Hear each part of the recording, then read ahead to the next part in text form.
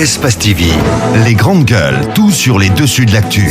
Ahmed Camara, Zachary Milimono, Roby, Mohamed Djibril Camara, Moussa Moïsila, Lamine Girassi forment les grandes gueules. Bienvenue chez les GG ce lundi matin sur Radio Espace. Merci de votre fidélité. Vous nous écoutez partout en région sur nos radios partenaires, mesdames et messieurs. Au milieu chez les GG, ce matin, une émission consacrée carrément à l'actualité de ce week-end, la crise qui secoue l'UFDG, principale force politique de l'opposition guinéenne, qui tourne au drame. Un journaliste travaillant donc pour le site guinée7.com, Elhadj Mohamed Koula Diallo, c'est son nom, a trouvé donc la mort vendredi dernier au siège national du parti dans des incidents qui ont été enregistrés donc suite à l'arrivée sur les lieux du vice-président Bahouri, exclu donc des instances du parti et déchu de ses fonctions de vice-président un jour avant. Une enquête donc a été ouverte et se poursuit. Les deux principaux protagonistes, c'est le Dalen Diallo et Bahouri, déjà auditionnés. Que faut-il espérer de cette enquête, entre autres? Des questions que nous nous posons ce matin. Quel avenir pour l'UFDG? Successivement dans notre émission ce matin, Ibrahim Massori Traoré, il est administrateur général du site guinée7.com. Elhadj Kerno Mamadouba du journal Le Défi.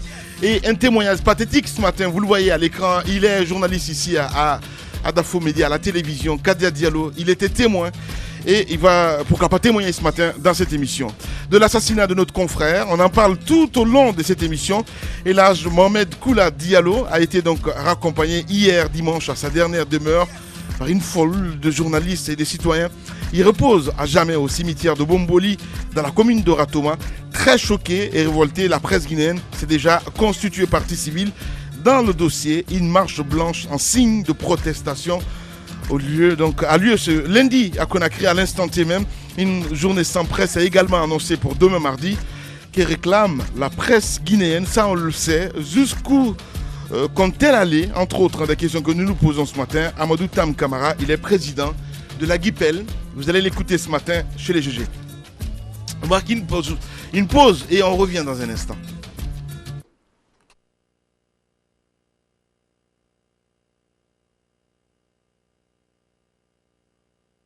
Encore une fois, bienvenue chez les GG. Ahmed Camara, bonjour. Bonjour Lamine. Bonjour à vous, Moussa Moïsila. Bonjour. Bonjour, Kadia Diallo. Bonjour. Roby, bonjour. Bonjour. Bonjour, Tamba. Bonjour Lamine. Aboubacar, bienvenue, mon cher ami. Merci, bonjour à tous. Voilà. On s'intéresse évidemment à ce drame, ce qui s'est passé vendredi du côté de l'UFDG. Kadia Diallo, vous étiez sur le terrain, vous étiez très proche de ce journaliste qu'on a abattu. Bien sûr. Moi, j'étais là, en face de la cour, en fait, au siège de l'UFDG, lorsque Bahouri est arrivé à 16h40. Et il est à noter aussi, il est à signaler qu'il y avait une barrière qui était érigée pour empêcher tout au moins le vice-président déchu de l'UFDG de s'y incruster au sein du siège. Et c'est ce qui a notamment fait éclater des échauffourées par endroits. Mais Bahouri était avec un certain nombre de jeunes qui étaient venus le soutenir, l'étayer dans sa dynamique. Et c'est ce qui a fallu quand même qu'il y ait des incidents. Et lorsque Bahouri est arrivé, je peux vous dire qu'il a été vaillamment accueilli par son camp, si je veux me permettre quand même de les appeler ainsi. Et il a tenté de faire comprendre quand même à cette barrière érigée, à ce groupe de jeunes qui étaient là pour l'empêcher d'y entrer, de comprendre qu'il est vice-président, parce qu'il se reconnaissait toujours en étant vice-président. Et il leur a expliqué dans sa propre langue, permettez-moi d'y entrer, je suis venu juste pour me confier. Vous ne savez pas le motif pour lequel, mon emblème pour ce jour, mais ça c'est pas tombé, ça a été perçu de mauvaises oreilles par ces jeunes qui étaient là. Du coup, il y avait quelques jeunes dont je m'abstiendrai de qualifier, qui étaient là pour quand même le pousser à forcer, à aller au forceps avec cette barrière. C'est entre-temps qu'il y a eu des incidents à regretter. Nous étions tiraillés entre les deux groupes. Nous étions là présents. J'étais là avec le journaliste qui a rendu l'âme, dont je vais regretter, et je présente tous mes sentiments de compassion et égard à sa maison, à la maison mortuaire, mais aussi à sa famille, à cette famille de la corporation de la presse guinéenne, et aussi à l'ensemble de tous les Guinéens qui reposent en paix. Lorsque j'ai vu cette barrière érigée, c'est là où j'ai compris que quelque chose allait y arriver. Mais à l'égard de qui je ne pouvais pas quand même m'attendre à ce que nous soyons la cible de nos prédateurs, parce que je ne peux pas dire que c'est prémédité, mais c'était prévisible. On pouvait quand même comprendre que lorsque il y a eu cette rencontre, qu'il fallait y avoir forcément des attaques. Et c'est là où Bahouri était même traumatisé par le fait qu'il soit soutenu par son camp et que l'autre camp se rebiffe contre lui. Et du coup, qu'est-ce qui s'est passé? C'est là où son camp s'est rétracté. La question que j'aimerais vous poser rapidement, c'est les circonstances dans lesquelles notre confrère a trouvé la mort. C'est vrai que vous décrivez une scène assez ubuesque, mais et vous êtes témoin quand même oculaire de la scène. Oui. Dites-nous, qu'est-ce que vous avez observé et d'où est partie cette balle assassine? Il ne saurait le dire. Ce n'est pas de sa responsabilité. Non, mais je parle. S'il vous plaît. Non, il est là, nous sommes dans une émission à grande écoute. Non, il est là pour livrer son constat. Je pense qu'il n'est ni de la police ni de la gendarmerie. Il n'est non plus pas membre de la justice. Moi, je suis là en tant que il décrit la situation de façon générale, s'il vous plaît. Et je note par endroit aussi que la responsabilité morale pourrait incomber à ces deux camps, mais la responsabilité pénale résorbe entièrement la justice, revient à la justice de situer la responsabilité. Moi, je suis là, je regrette, je suis quand même tellement touché à telle enseigne que je ne saurais dire qui a tiré sur ce jeune avec qui j'étais arrêté, et j'ai eu à échanger avec lui parce que lui, il était là depuis 8h du matin. Nous en savons assez, mais on s'abstiendrait aussi de dire tout. Est-ce que vous avez remarqué dans la foule qu'il y avait de l'arme blanche? Je ne sais pas. Ben là, moi, j'ai pas vu une arme blanche, mais j'ai constaté quand même ici des jeunes qui pourraient se permettre d'agir ainsi, parce qu'on a quand même assez parlé ici de militants qu'on ne maîtrise pas.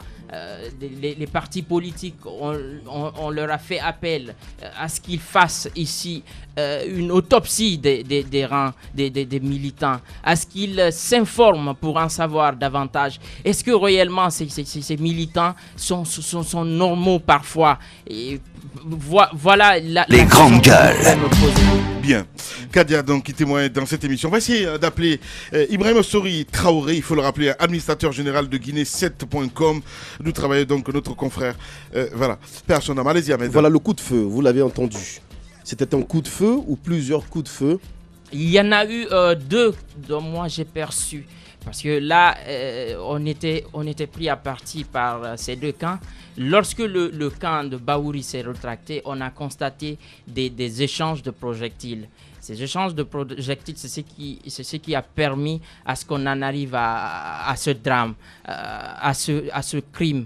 Parce que c'est un crime à l'endroit de la presse, dont moi je regrette. J'ai entendu les deux coups de feu, et avant que Bahouri ne s'éclipse des lieux, j'ai entendu les deux coups de feu. Le coup de feu est parti au moment où les deux coups de feu sont partis au moment où Bahouri était encore devant le portail du siège, où il était déjà exfiltré. Bon, Bahouri il se cherchait lui-même, parce que j'ai constaté tout de même à ce qu'on lui lance des projectiles. J'ai fait ce constat. Donc, il cherchait donc à s'échapper. Et le leader de l'UFDG, est-ce qu'il était aux alentours des échauffourées? Non, on n'a pas constaté sa présence. Non pas. Bien. Le président de l'UFDG, il me semble qu'il était à l'intérieur, parce qu'il y avait des ordres quand même qui venaient de l'intérieur. Il faut le signaler. Cette barre de fer qu'il aurait reçue sur le crâne, je parle général de Baouri, est-ce que vous avez pu le constater sur le terrain? Oui, bien entendu, parce qu'il y avait déjà des jeunes qui escaladaient le mur du siège, qu'on pouvait constater même sur les images que nous avons recueillies. Ces jeunes-là lançaient des projectiles, lançaient des barres de fer à l'endroit de Baouri, s'il faut le dire ainsi, et de son camp. Bien. Allez, en direct chez les GG, Ibrahima Sori Traoré. Les grandes gueules. Ibrahima Sori Traoré, bonjour. Bonjour, chers confrères. Bienvenue dans les grandes gueules. Vous êtes l'employeur de Feu Elhadj Mohamed Koula Diallo qui repose désormais au cimetière de Bomboli. Alors, dites-nous ce matin, 72 heures après cet assassinat barbare, quel est votre état d'âme? Bon, comme vous pouvez l'imaginer, je suis encore choqué de constater qu'un journaliste, il est allé travailler, il faisait régulièrement son travail et il a été tué, donc on lui a logé une balle dans la poitrine, et il était juste allé faire son travail. Moi j'ai parlé avec lui, je crois 2 ou 3 minutes avant qu'il ne l'attendît. Voilà, donc vous pouvez comprendre, je suis à un endroit où on doit faire une marche pour que plus jamais cela ne soit en Guinée. Parce que je fais remarquer que c'est la première fois en Guinée, peut-être même dans l'histoire un peu de l'Afrique même, à part des zones de guerre quand même, c'est rare qu'un journaliste soit tué comme ça et puis par balle pendant qu'il était en plein exercice de son travail. Il avait son carnet et son stylo. Oui, Ibrahima Sori Traoré, vous, ce qui vous atterre beaucoup plus, ce qui vous abat, c'est surtout cette récompense. On était ensemble dans la famille mortuaire samedi. Vous nous confiez que Feu Elhadj était quand même l'un de ces rares journalistes à avoir couvert systématiquement toutes les assemblées hebdomadaires de l'UFDG. Et vous vous posez la question, est-ce que c'était de cette façon qu'on l'a récompensé? Oui, absolument. Et là, Mohamed Diallo, les membres de l'UFDG, ils peuvent bien le témoigner. Un jour même, un chargé de communication de l'UFDG m'avait appelé. Il était avec Elhadj au siège. Il m'a appelé pour féliciter un peu, pour le féliciter, pour remercier le site. Parce que avant, je le dis, et je suis vraiment catégorique là-dessus, avant tous les journalistes, surtout de la presse en ligne, et pendant longtemps, Elhadj a été celui qui a couvert systématiquement les assemblées hebdomadaires de l'Union des forces démocratiques, c'est-à-dire de l'UFDG. D'ailleurs, vous remarquerez qu'il y a une photo d'Elhadj qui fait le tour, qui est sur Facebook, je ne sais pas si vous l'avez vu, où il est agenouillé, où il y a sur du gazon. Cette photo, ses amis m'ont dit d'ailleurs qu'elle a été prise dans la cour de M. Chelou Dalen Diallo. Et donc, je me suis dit que c'est vraiment terrible. Je sais pas, comme... Ouais, je crois que c'était... Voilà, l'UFDG l'a récompensé comme ça. Voilà, vous avez vu, parce que c'est de toute façon l'UFDG. Nous, on ne se soucie pas que ce soit d'un camp ou de l'autre camp. Et puis, je vais vous dire quelque chose. Je suis presque catégorique pour dire que celui qui a tué Elhadj, il le connaît. Parce que un garde du corps ou tous ceux qui sont habitués, qui sont à l'UFDG, pratiquement l'ensemble des personnes le connaissent. Et je ne sais pas alors pourquoi on lui a logé une balle dans la poitrine. Voilà. Alors, comment comprendre, Ibrahima Sori, que des échauffourées, des bras de fer qui devaient se dérouler normalement entre deux camps, pro-Cellou, pro-Baouri, donc deux camps censés être non armés. Comment comprendre qu'il y ait usage d'une arme à feu au cours de ce genre d'échauffourée? Voilà, comment comprendre sinon que c'est délibéré, sinon que c'est bien fait, sinon qu'il a été bien ciblé. Vous avez vu, c'est dans sa poitrine, c'est à bout portant. Sinon que ça a été très bien ciblé. Sinon, on ne peut pas venir pour une réunion de partis politiques armés et prendre une arme à feu pour venir. C'était pour tuer qui? De toute façon, si la personne a raté la cible, mais elle a trouvé de toute façon une cible qui est Elhadj Mohamed Diallo. Ouais. Je ne peux pas comprendre. Vous venez et ce n'est même pas dans la rue. C'est au siège d'un parti politique. Et qu'on tue une personne, un journaliste, et on l'a vu avec un carnet et un stylo. Donc on peut bien savoir que c'est un journaliste. Peut-être on a voulu vraiment tuer un journaliste pour qu'on puisse, pour que, je ne sais pas, je ne sais pas, je peux pas. On comprend.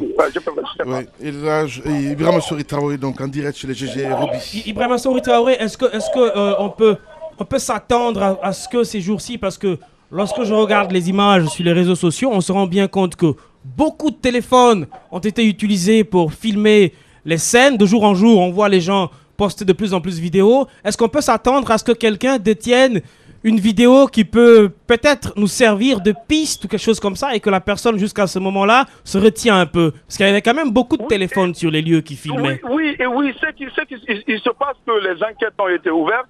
Je crois que la gendarmerie jusque-là suit bien la chose. Il y a eu un transport judiciaire. Je crois que monsieur Seloudal et monsieur Baouri ont été entendus, je crois. Et puis la gendarmerie suit. Donc c'est ce que l'on souhaite. C'est ce que l'on souhaite. Maintenant, moi je suis sûr que s'il n'y a pas eu de complicité, on ne peut pas ne pas voir la personne qui a tiré sur Elage. Ce n'était pas 10 000 personnes. Mais en plus, quand on lui tire dessus, à bout portant, mon analyse c'est quoi? Mon analyse personnelle c'est quoi? C'est qu'on a dû lever quand même le bras jusqu'à une certaine hauteur. On ne peut pas tirer sur celui qui est de l'autre côté à bout portant et que le bras soit, la main soit dirigée vers le bas. Ce n'est pas vers le sol, ce n'est pas possible. Donc quelqu'un a dû le voir. Non. Deuxièmement, la personne qui a tiré sur Elage est en première ligne. Parce que la balle n'a pas transpercé quelqu'un pour aller atteindre Elage. On lui a tiré dessus à bout portant. Et ça fait un bruit. On ne peut pas ne pas le voir. Donc moi je pense qu'il y a une complicité. Sinon, si les gens étaient de bonne foi, on aurait tout de suite arrêté la personne qui a tiré sur le journaliste sur Elage Mohamed. Donc je pense qu'il y a une complicité et nous comptons donc sur les autorités, la gendarmerie et tout le monde, le procureur de la République, pour qu'ils puissent vraiment rendre justice à toute la presse guinéenne, à la famille de Elage et à tout le monde, à toutes les personnes épris de justice. Alors, est-ce que vous avez pris langue avec la direction de l'UFDG, et si c'est le cas, quel a été ce qu'ils vous ont dit?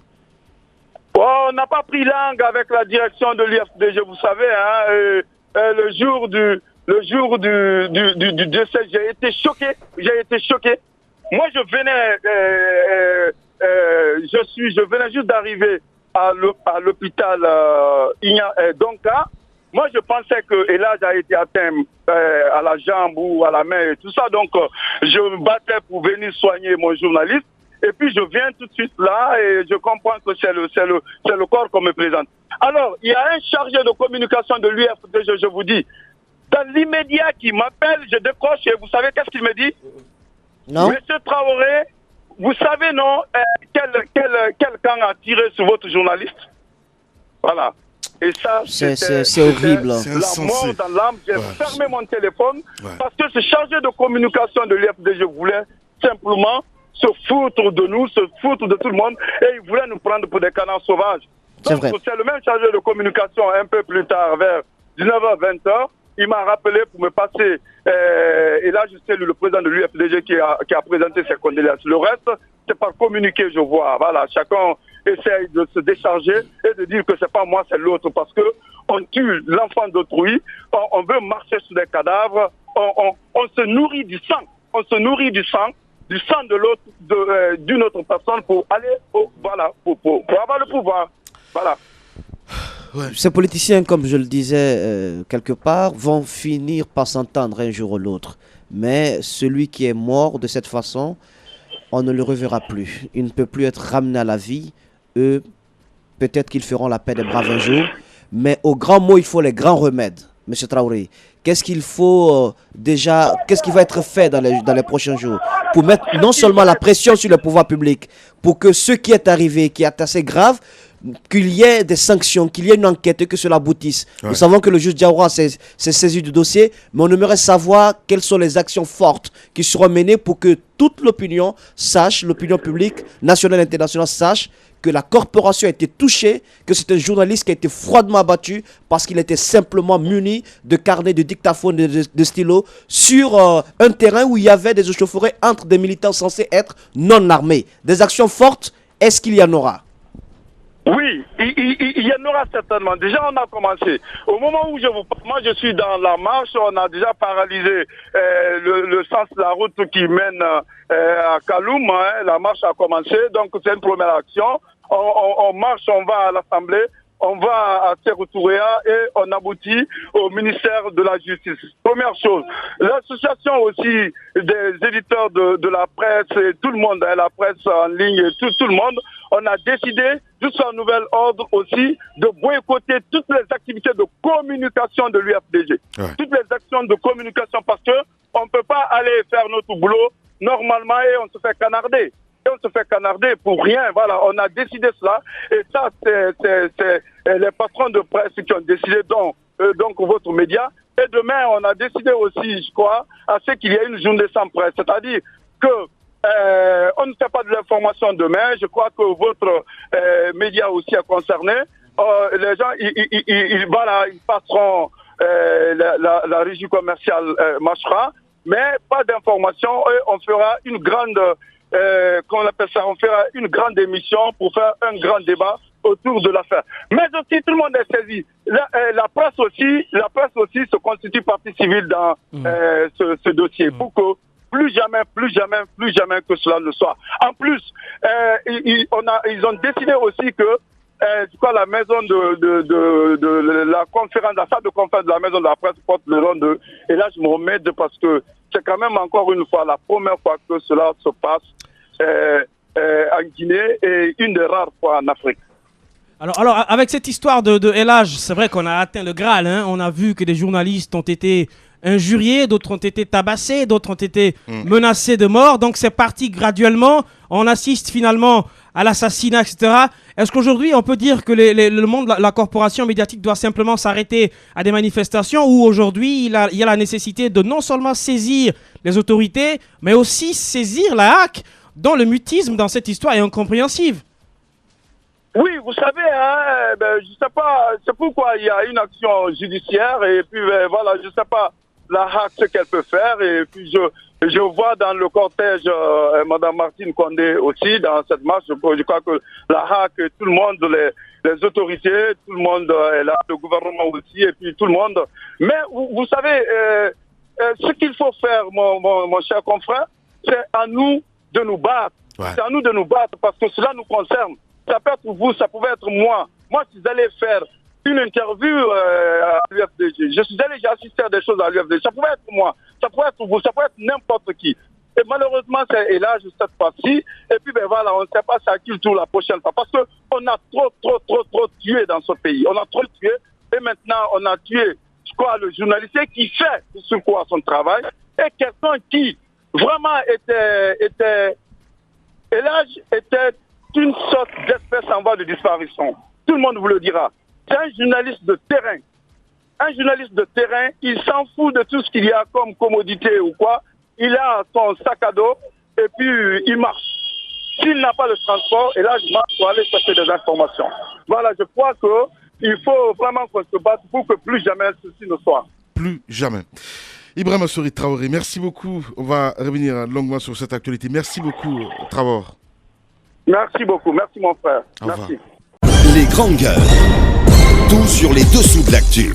Ici, l'actu rime avec liberté de ton sur Radio Espace. Jusqu'à 10h30, une émission entièrement consacrée évidemment à ce drame survenu le vendredi passé du côté du siège de l'UFDG. Ahmed, on a écouté Traoré. Écoutez, je pense qu'il a été très très clair et je pense que la presse doit se mobiliser, se donner la main pour que ces différentes résolutions soient quand même une réalité. Demain, une journée sans presse, je pense que ça servira de leçon également, mais je pense que ça ne doit pas s'arrêter à cela.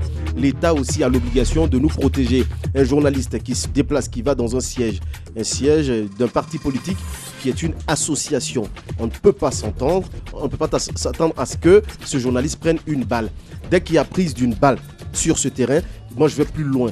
Je le dis à qui veut l'entendre. Je pense qu'aujourd'hui, on a besoin d'être protégé. Un groupe qui crée le désordre, un groupe qui fait trouble à l'ordre public doit être purement et simplement suspendu pour un moment afin que tout soit tiré au clair. Donc pour moi, je pense que l'État doit avoir une réponse très active très vive, ferme Ouais. face à ce qui s'est passé. Celui qui est décédé, ce n'est pas un animal, c'est un homme. Il a Incroyable. le droit de vivre, il a une famille, il est parti aujourd'hui. Je pense que ce n'est pas normal.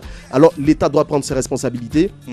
Qu'il nous protège. Alors pour nous protéger, tout groupe qui crée trouble à l'ordre public doit être sanctionné. Oui, je suis entièrement d'accord avec Ahmed.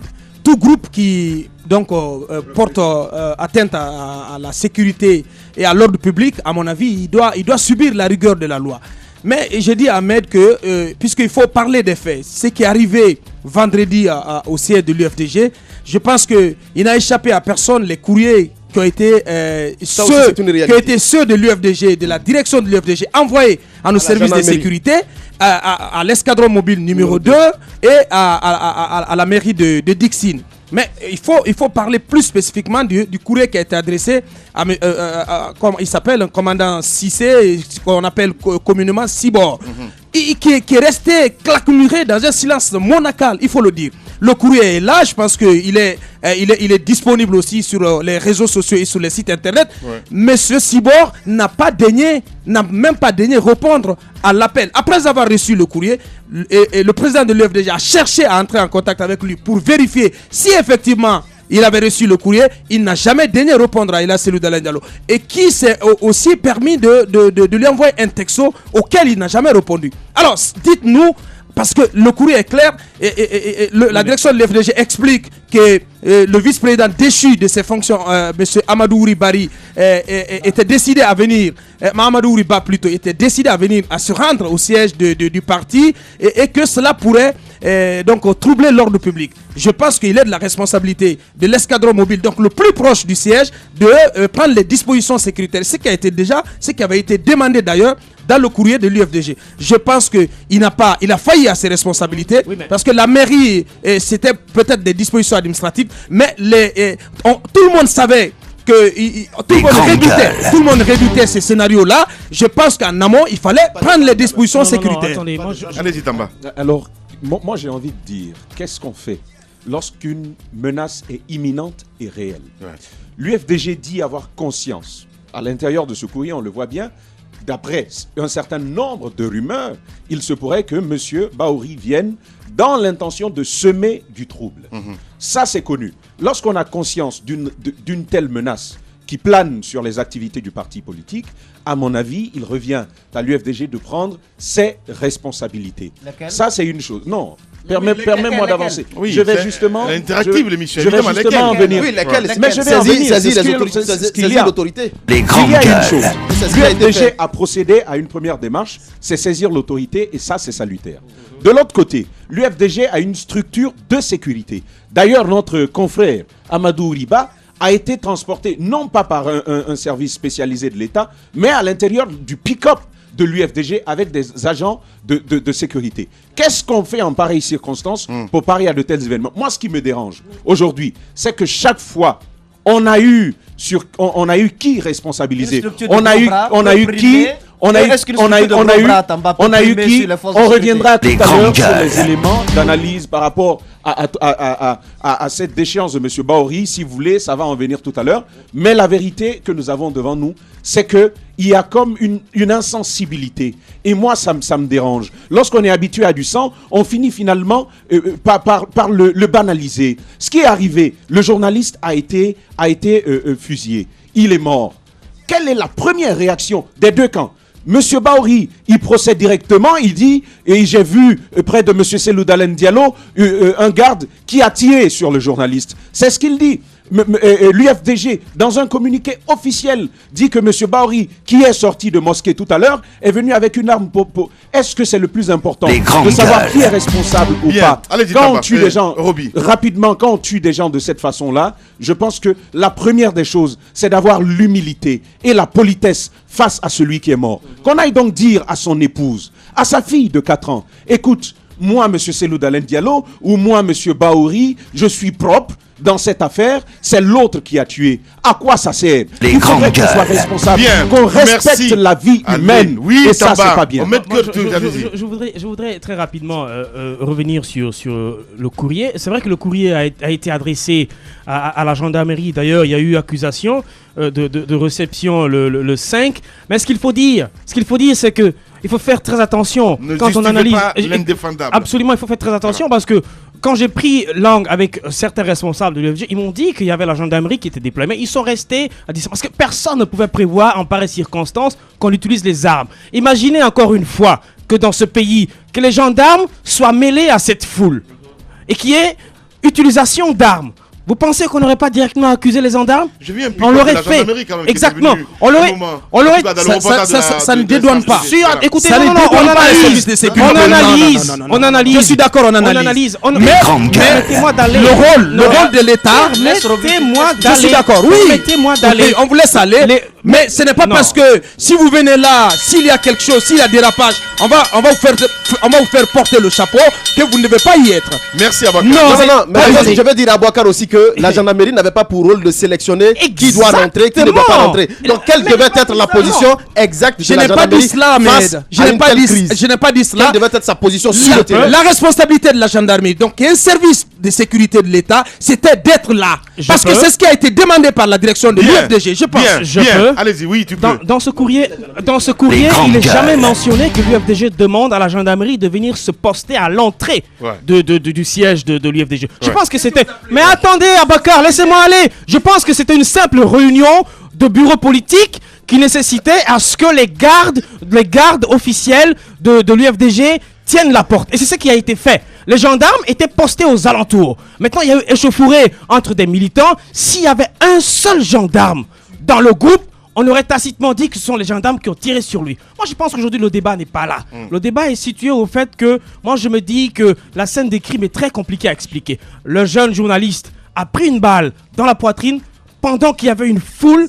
Les balistiques vous diront que si le gars qui a tiré était tout près de M. Diallo, ça aurait pu le transpercer pour prendre une autre personne. Donc ça veut dire que la personne était à distance où? La personne était exactement située où? Je pense qu'aujourd'hui, la justice, les gendarmes, les policiers doivent jouer un rôle important pour qu'une fois la vérité soit dite dans ce dossier-là. Je ne suis pas en train de situer les responsabilités. Pour le moment, il y a un journaliste qui est mort et on a envie de connaître la vérité. Allez-y, Moussa Moïse. Je vais juste lire une phrase du courrier que l'UFDG a adressé donc au commandant de l'escadron mobile numéro 2 de Hamdalaï. Il a écrit: je vous serai gré des dispositions que vous voudrez bien prendre en vue de déployer une équipe en vue d'assurer la sécurité des personnes et des biens. Si l'équipe était là, Ahmed, l'équipe est restée complètement à l'écart de ce qui s'est passé. Je pense qu'il y a une chose qu'il ne faudrait pas qu'on oublie. Les militants de l'UFDG ils ont une certaine obédience politique. Mais ils ne sont pas nés militants de l'UFDG. On ne naît pas militant. Ce n'est pas de façon héréditaire. On est guinéen d'abord. Et l'État a pour obligation d'assurer la sécurité de tous les Guinéens. Je pense que tout était prévisible. On ne peut pas me dire aujourd'hui qu'on ne pouvait pas prévoir. S'il vous plaît, non, s'il vous plaît. S'il vous plaît, non. La violence, non. En matière de sécurité, on ne minimise aucune situation. Il était clair que le parti politique était en ébullition depuis des semaines. Les grandes gueules. Une décision a été prise et qui a été contestée par celui qui a été sanctionné. Et il a dit ouvertement, les réseaux sociaux peuvent en témoigner, qu'il ira au siège, qu'il viendra au siège, malgré sa suspension, malgré comment on appelle, sa déchéance, qu'il ne reconnaît pas du tout la sanction et qu'il viendra au siège. Est-ce qu'il n'y avait pas déjà les ingrédients prévisibles pour qu'il y ait ce cocktail explosif? Je pense que c'était clair. Il appartenait à l'État, à travers ses pouvoirs publics, à travers ses forces de sécurité, de déployer une équipe. Une équipe pour empêcher... Non, l'équipe ne serait pas venue pour s'arrêter au portail, pour vérifier qui rentre, qui ne rentre pas. L'équipe devrait être là. La police et la gendarmerie notamment, pour empêcher qu'il y ait des accrochages entre les deux camps. C'est cela le rôle. Je vais rajouter, Moussa, si tu permets. Je vais rajouter ceci. J'ai dit, parce que je suis dans le même ordre d'idée que Moussa, j'ai dit que il est de la responsabilité de l'État, donc, puisque cela lui a été demandé officiellement par la direction du parti, donc l'UFDG, l'État, voilà ce que l'État pouvait faire. En déployant une équipe de la gendarmerie ces jours-là, bien avant, même lors du conseil politique. Non, j'ai dit ce que je pense, Ahmed, et il souffrait de l'entendre. Donc, moi, je pense que Sibor, sous recommandation peut-être de sa hiérarchie, pouvait déployer une équipe 2 heures ou 3 heures avant ce conseil politique, pour le moins, en tout cas, qu'on attendait houleux. Et qu'est-ce que cela aurait pu permettre? C'était peut-être de filtrer les entrées ou d'empêcher même qu'il y ait des militants ce jour-là au siège ou aux abords du siège. Je pense qu'on pouvait le faire On pouvait canaliser les foules parce qu'on savait que la foule allait être surexcitée. On pouvait mettre un cordon pour empêcher donc la masse de militants de venir donc s'entasser devant. Et cela aurait pu éviter ce qui est arrivé. Ce que je veux dire, c'est que selon les explications de la direction de l'UFDG, il y a quand même aujourd'hui un dispositif sécuritaire qui est placé devant la rentrée de ce du siège de l'UFDG, c'est qu'ils ont un détecteur de métal. Ça veut dire qu'à l'intérieur, c'est impossible parce qu'ils disent avoir pratiquement passé tous ceux qui sont entrés dans la cour sur le détecteur de métal, sur le scanner. Donc ça veut dire quoi? Ça veut dire que ceux qui ont commis ce crime-là, c'était des gens à l'extérieur du siège. Alors, à partir du moment où ces gens-là étaient à l'extérieur du siège, je pense que les responsabilités sont facilement situables. Je ne suis pas en train de dire que tel ou tel est responsable de la situation. Mais moi, je voudrais dire, le contexte actuel de notre pays n'a pas permis à cette gendarmerie-là de venir jusqu'à l'entrée parce que personne, on pouvait prévoir peut-être qu'il y ait des bagarres, qu'il y ait des coups de main, qu'il y ait des boxes, etc. Et qu'il y ait un certain nombre, on ne pouvait même pas prévoir que Bahouri vienne et qu'il essaie complètement de forcer, non. Mais on ne pouvait pas non plus prévoir qu'on utilise une arme. Personne ne pouvait prévoir qu'on utilise une arme pour tirer. Non. Mais ce que je voudrais dire, encore une fois, il y a la responsabilité, il y a la sécurité de l'UFDG qui était là. C'était à eux de décider de qui rentre au siège de l'UFDG. Encore une fois, je veux dire que les policiers, les gendarmes, les services de sécurité doivent analyser. On doit faire un appel à témoins. Parce que moi, jusqu'aujourd'hui, je crois fermement qu'il y a forcément quelqu'un qui a des images dans son téléphone. Peut-être que la personne se ressaisit de le diffuser, mais on doit faire appel à témoins. Il faudrait que les gens qui étaient sur place puissent avoir le courage de venir, ceux qui ont vu la scène puissent avoir le courage de venir témoigner. Je pense que ce que Roby dit est tout à fait clair. Quand on a vu un peu la position des uns et des autres devant l'entrée du siège, je pense que la gendarmerie sur place n'avait pas sa place. Non. Si la gendarmerie n'avait pas sa place à cet endroit. Parce que c'était quoi exactement? S'il vous plaît. Le monsieur, il est descendu, il s'est dirigé vers l'entrée du siège. Donc, on pouvait le laisser rentrer comme ne pas le laisser rentrer. Il pouvait rentrer et ne pas avoir le droit à la parole. Tout ça, c'était peut-être possible, mais comme on l'a dit, dans un pays où dès que les forces de sécurité sont sur un terrain et qu'il y a tir d'armes, automatiquement ils sont accusés. Cette fois-ci, les forces de sécurité étaient un peu en retrait. On ne s'attendait pas à l'utilisation quand même, comme Roby l'a dit, d'une arme à feu. On s'attendait à quoi? Peut-être qu'ils se boxent, mais en ce moment, peut-être les forces pouvaient agir. Il faut une sécurité interne, c'est très important. Cette sécurité interne devait mettre une stratégie. Comme Aboubakar l'a dit, ce n'était pas forcément à la police ou à la gendarmerie de mettre, je ne sais pas, des barbelés pour dire oui, mettez-vous en rang pour entrer. Non, le parti doit s'organiser. S'il vous plaît, le parti doit s'organiser. Les forces publiques peuvent sécuriser jusqu'à une certaine portion, mais pas à l'intérieur du siège, pas à l'entrée du siège. Ce n'est pas à eux de filtrer les entrées et les sorties du parti. Je suis quand même très étonné de vous entendre avoir de telles positions. J'ai l'impression que les leaders, les militants de l'UFDG, les services de sécurité interne de l'UFDG sont d'une autre nationalité ou appartiennent à un autre État. Ils sont guinéens. Qu'il y ait des services de sécurité composés d'agents de FBI ou de CIA, ils ne sont pas au-dessus de la force légale constituée par la police et la gendarmerie. La gendarmerie et la police priment sur les services de sécurité interne de l'UFDG. Je ne peux pas comprendre qu'on nous dise que ces forces ne pouvaient pas être là pour empêcher qu'il y ait accrochage entre les deux camps. Je vous dis une chose, dans d'autres pays, lorsqu'on a des informations comme quoi il y a un responsable d'un parti politique qui est mécontent et qui voudrait passer de force, on vient inspecter d'abord le terrain. On vient d'abord vérifier est-ce qu'il n'y a pas des éléments qui peuvent concourir à ce que la situation dégénère. Nous, on n'a pas fait ça. Non. Je dis une chose. Non.